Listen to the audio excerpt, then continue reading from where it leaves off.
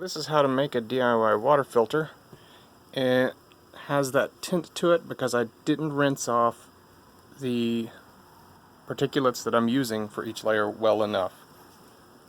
After about 3 or 4 runs through the filter, that'll go, the color will go away. If it doesn't, have another step after this. So you'll have 1 liter or 2 liter bottles. Cut off the top. Not this small though. This one did not work because each layer was so tight together the water just went straight through without actually being filtered. So you want to actually cut it so that the top part is way bigger. Then you just invert it, stick it in the base like so. I've got 1, 2, 3 tops stacked inside one base. In the top layer I have actually aquarium rock, because that's just what I had from a long time ago.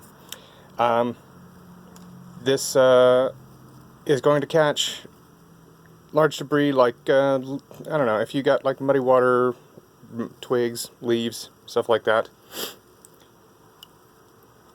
The next layer down is sand. The finer the sand you can get, the better. This was also from an old aquarium kit. And this one also needed to be rinsed way better, because it kind of looks like a slurry, almost like I'm trying to make gravy or something. But no.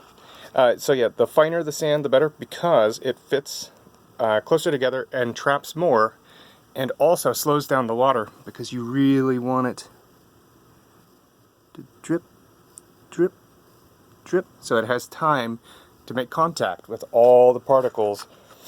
The sand, depending on which kind you have, will pull out some chemicals and even smaller debris that the rocks didn't get, like dust and other stuff like that. Let's see. You're gonna go into there. Okay, and the bottom layer is charcoal. Specifically, you want the kind that's called activated charcoal or active carbon. You can make that with regular charcoal, but the point is that it's got to be very porous, right? So if you take regular charcoal, add about a 5%, I believe, sodium chloride solution, mix that up, spread it out on a pan, very thin layers so it can dry, and then even better is to bake it, so that it's nice and, you know, really chalky, fine powder. And this is going to pull out more chemicals and organisms. Speaking of which, the fine sand, because it's so slow to drip, you might notice that after a while, not quickly, of course, but over multiple uses, it develops a kind of like what almost looks like pond scum. That's actually a layer of proteins. Those are living organisms that are actually helping to eat the ones you don't want in there. That being said, you don't want to drink this.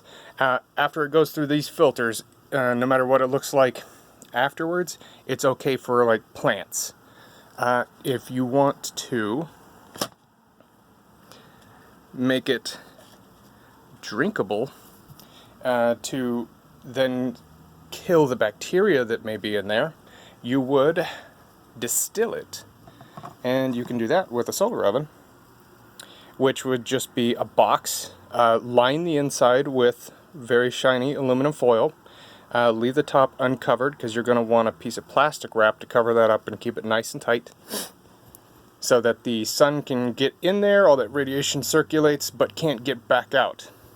And inside you have our little bucket there. Black one is really good for heating up, absorbing more radiation.